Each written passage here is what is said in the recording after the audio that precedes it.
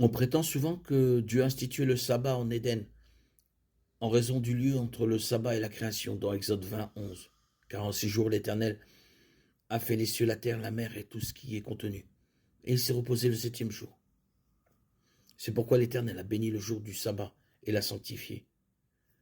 Bien que le repos de Dieu, le 7e jour, et Genèse 2.3 préfigure une future loi du sabbat, il n'existe aucune trace biblique du sabbat avant que les enfants d'Israël ne quittent le pays d'Égypte. Nulle part dans les Écritures il n'est fait allusion au respect du sabbat depuis Adam jusqu'à Moïse. La parole de Dieu dit clairement que l'observance du sabbat était un signe spécial entre Dieu et Israël.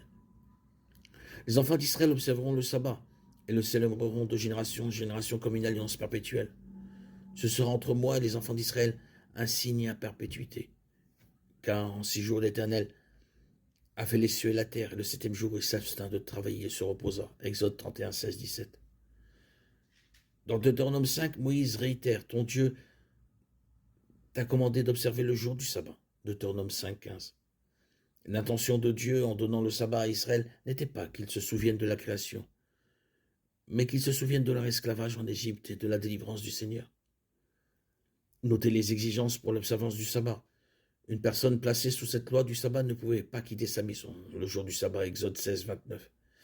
Elle ne pouvait pas allumer le feu, Exode 35, 3. Elle ne pouvait pas faire travailler quelqu'un d'autre, Deutéronome 5, 14.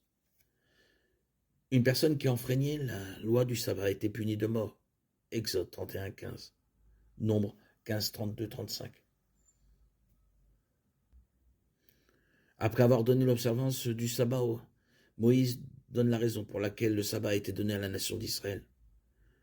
Souviens-toi que tu as été esclave en Égypte et que l'Éternel ton Dieu t'en a fait sortir à main forte et à bras étendus. C'est pourquoi l'Éternel te demande de suivre le sabbat.